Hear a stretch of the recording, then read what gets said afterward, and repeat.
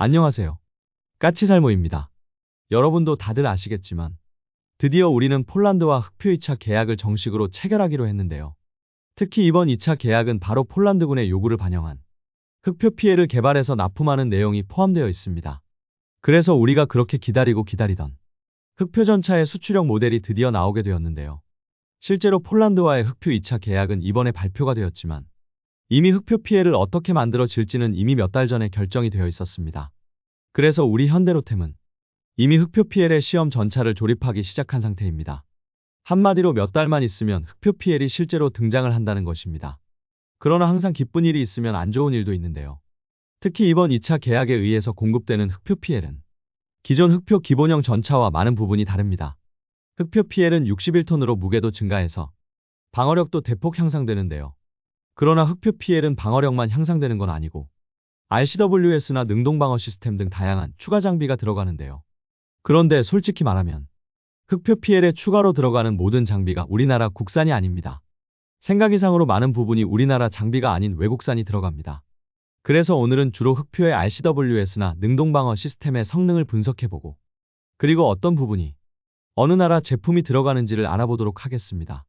그 전에 앞서서 드디어 이라크 천궁 수출에 대한 LIG와 한화의 갈등이 해결되었다고 합니다. 아시겠지만 우리나라는 이라크에 천궁을 28억 달러, 그러니까 대략 3조 5천억 원 어치를 판매하기로 했는데요. 그런데 이 계약은 천궁의 체계통합업체인 LIG가 이라크와 단독으로 체결한 계약으로, 그래서 한화에서 이 계약에 대해서 많이 반발을 했었는데요. 천궁은 한화 시스템에서 다기능 레이더를, 그리고 한화에어로스페이스에서 미사일 발사대와 미사일을 만들어서 체계통합업체인 LIG에 납품을 하면 LIG는 자신들이 제작한 교전통제소와 결합을 해서 완성품을 만들어서 수출을 하게 되는데요. 그런데 이라크는 구성품을 제작하는 한화 계열 회사들과는 계약하지 않고 LIG와 단독 계약을 했습니다. 거기다가 한화는 LIG로부터 아무런 통보도 받지 못했고 LIG가 이라크와 계약한 금액을 받아들일 수 없다고 주장을 했습니다. 그에 대해서 LIG는 한화에 문의했지만 한화 측에서 아무런 답변이 없었다고 주장을 했고요. 그래서 두 회사의 의견이 팽팽하게 갈리면서 갈등을 빚고 있었는데요. 그런데 이번에 다행히 두 회사가 이 문제에 대해서 합의점에 도달했다고 합니다. 그래서 한화와 LIG 간의 공급 계약을 이번 달 말 안에 체결될 거라고 하네요. 업계 관계자의 말에 따르면 이 문제를 더 끌게 되면 이라크에 납품하기로 한 납품 일정을 지킬 수 없게 되어서 우리 방산업체들의 신뢰가 하락할 우려가 있었는데 다행히 이번에 두 회사가 합의에 도달함으로써 이라크에 대한 천궁 미사일 납품 일정을 지킬 수 있게 되었다고 합니다. 아무튼 그래서 어찌되었든 드디어 이 문제는 해결이 되는 것 같습니다.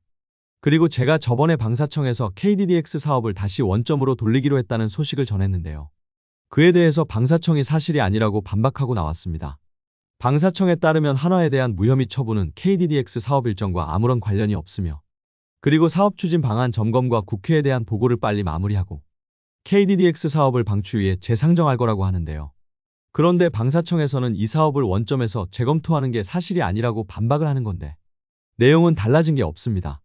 결론은 이 사업은 다시금 사업 추진 방안을 재검토하고 그리고 국회에 대한 보고도 다시 한다고 하고 있기 때문에 기존에 나왔던 기사와 내용은 전혀 달라진 게 없습니다. 이게 사업을 원점에서 재검토하는 게 아니면 뭐가 원점에서 재검토하는 걸까 하는 생각이 들고요. 그래서 제 생각으로는 방사청이 뭐라고 하든 이런 재검토 과정을 거치다 보면 KDDX의 방추위 상정은 올해를 넘길 거라고 봅니다. 한마디로 방사청이 반박을 하긴 했는데요. 원래 나왔던 기사 내용과 달라진 건 없습니다. 그럼 이 이야기는 여기까지 하고 다시 흑표 전차 이야기를 해보도록 하겠습니다. 이번에 우리는 폴란드와 흑표 전차 180대를 추가로 공급하는 2차 계약을 체결하기로 했는데요. 그 중에서 117대는 지금 공급하고 있는 흑표 GF, 그러니까 기본형 흑표이고요. 나머지 63대가 흑표 PL입니다. 그리고 흑표 PL 중에서 3대는 우리나라 현대로템에서 직접 제작을 해서 폴란드에 납품을 하게 되는데요. 이미 현대로템은 3대의 시험용 전차 중에서 첫 번째 전차의 조립에 들어가 있다고 합니다. 그래서 아주 조만간 흑표 PL이 실제로 등장을 할 것인데요. 그럼 흑표 PL의 어떤 부분이 국산이고 어떤 부분이 국산이 아닐까요? 우선 전차 자체는 거의 100% 국산이라고 할 수 있습니다. 전차에 탑재되는 포는 현대위아, 그리고 장갑재는 삼양컴택이 공급하고요.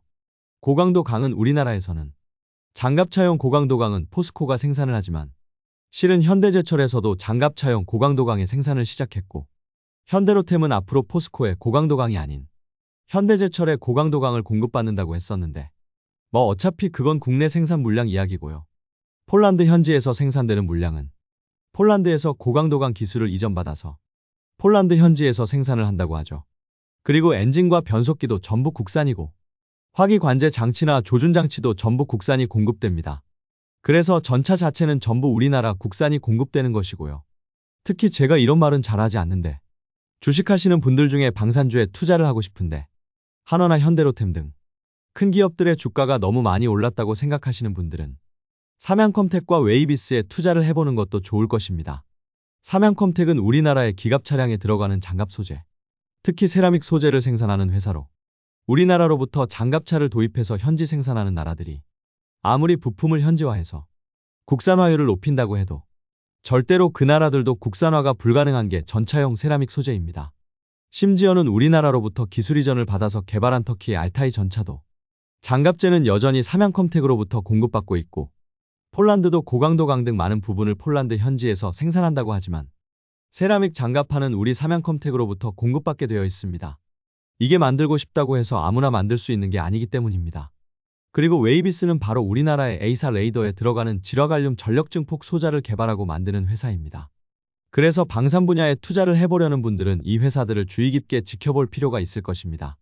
아무튼 그래서 이런 식으로 분명 흑표전차의 차체는 거의 대부분이 우리 국산이 들어가게 됩니다. 그런데 차체는 대부분이 국산인데 흑표전차의 외부에 탑재되는 장비들, 그러니까 우리는 이번에 흑표PL을 개발하면서 흑표PL의 RCWS와 그리고 능동방어 시스템, 무인기를 제밍할 제밍 장비를 탑재해주게 되는데요. 이 중에 일부는 우리 국산인데 일부는 국산이 아닙니다. 우선 능동방어 시스템은 현재 우리 현대로템에서 이스라엘 라파엘사의 기술 지원을 받아서 개발 중입니다.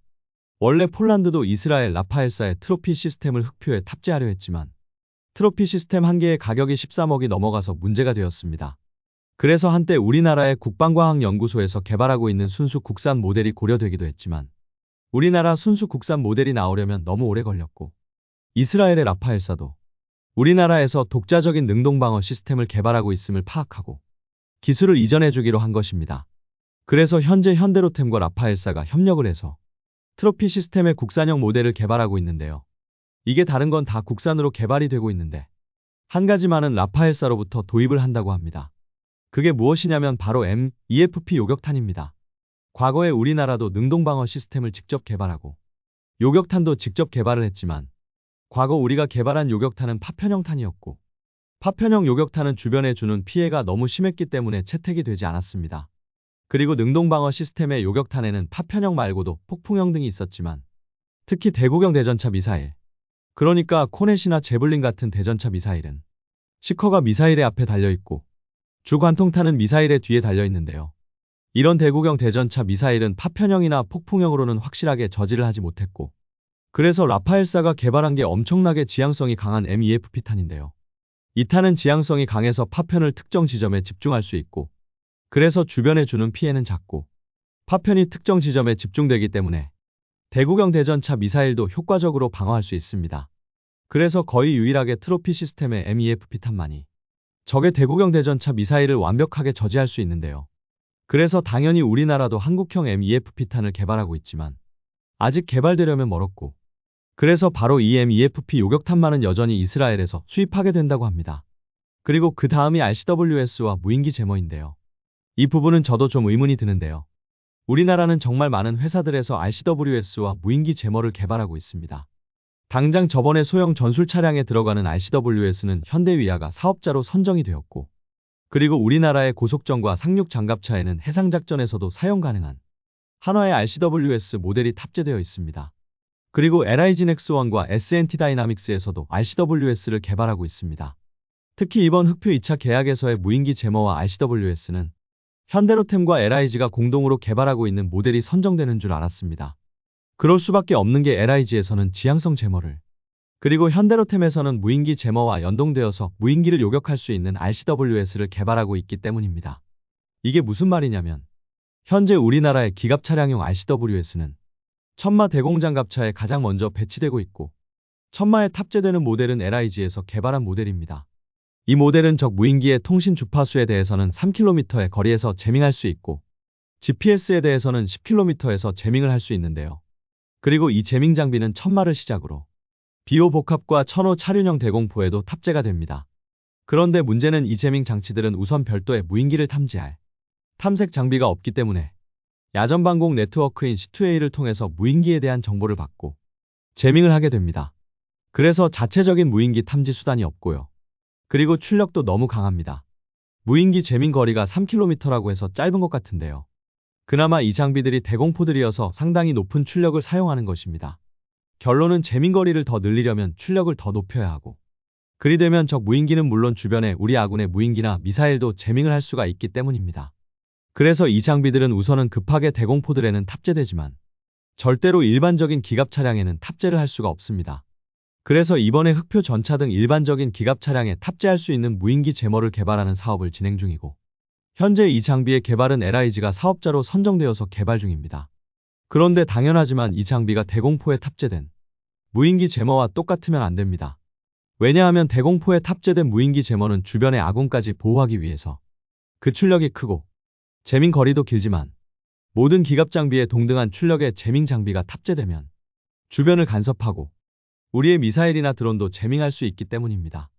그래서 LIG가 개발하는 게 지향성 제머입니다. 쉽게 이야기해서 이 재밍 장비는 주변 전체를 재밍하는 것이 아니라 재밍 장비를 조준한 방향만 재밍을 하게 됩니다. 현재 알려지기로는 이 지향성 제머는 최대 2km의 거리를 재밍할 수 있다고 하고요. 그리고 당연히 지향성 제머이기 때문에 적 무인기가 어디에 있는지 모르면 재밍이 안 됩니다. 그래서 무인기를 탐지하는 탐지 장비까지 세트로 탑재됩니다. 한마디로 1000마나 비호의 재밍 장비는 무인기 탐지 장비도 없고 출력만 강한 거라면 LIG가 개발하는 기갑 차량용 재밍 장비는 탐지 장비로 정확히 적 무인기 위치를 파악하고 지향성 제머로 무인기만 재밍을 하는 것입니다. 그리고 여기에 더해서 현대로템은 LIG와 함께 무인기 탐지 장비로 탐지한 적 무인기를 향해서 12.7mm RCWS를 발사할 수 있는 신형 RCWS를 개발 중입니다. 그래서 저는 당연히 이 장비가 폴란드에 수출하는 흑표 PL에 탑재되는 줄 알았습니다. 그런데 이번에 흑표 PL에는 이 장비가 탑재되지 않는다고 합니다. 그럼 어떤 장비가 탑재되느냐라고 했을 때 체코제 무인기 재밍 장비와 아직 확인이 안 된 다른 국가의 RCWS가 탑재된다고 합니다. 그럼 갑자기 폴란드가 왜 체코제 재밍 장비를 탑재하느냐라고 했을 때 현재 체코는 우크라이나에 대량의 무인기 재밍 장비를 공급하고 있고 재밍을 피하기 위한 러시아의 대응에 따라서 우크라이나에 공급한 재밍 장치의 세팅을 계속 바꾸어주고 있다고 합니다. 한마디로 말해서 지금 이 순간도 체코는 러시아와 실전에서 전자전 전쟁을 수행 중인 것입니다.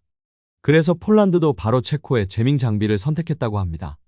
결국 우리는 실전 경험이 없기 때문에 채택이 안 된 것입니다. 물론 기술적으로는 우리의 재밍 장비가 체코제에 비해서 더 우수하지만 실전 능력을 입증하지 못했기 때문에 채택이 안 된 것입니다. 아마 RCWS도 노르웨이의 콩스버그 같은 신뢰성이 입증된 장비를 선택했으리라 봅니다. 그래서 이번에 우리는 흑표 PL에 탑재되는 추가 장비들, 그러니까 능동방어 시스템과 RCWS, 그리고 무인기 재밍 장치 대부분을 폴란드에 수출하는 데 실패했습니다. 결론은 우리가 공급하는 건 이스라엘로부터 기술 이전을 받아서 생산하는 능동방어 시스템 본체뿐입니다. 그래서 이번 폴란드에 대한 흑표 2차 계약에서 가장 아쉬움이 남는 부분이 이 부분이라고 생각을 합니다. 어떤가요, 여러분? 여러분이 보기에 이번에 흑표 2차 계약에서 우리의 추가 구성품들이 성능이 더 우수함에도 불구하고 폴란드에 채택이 되지 못한 이유가 무엇이라고 생각을 하시나요? 저는 당연히 우리 장비가 아직 신뢰성을 입증하지 못한 게 가장 큰 원인이라고 생각을 합니다. 이상 영상 봐주셔서 감사합니다.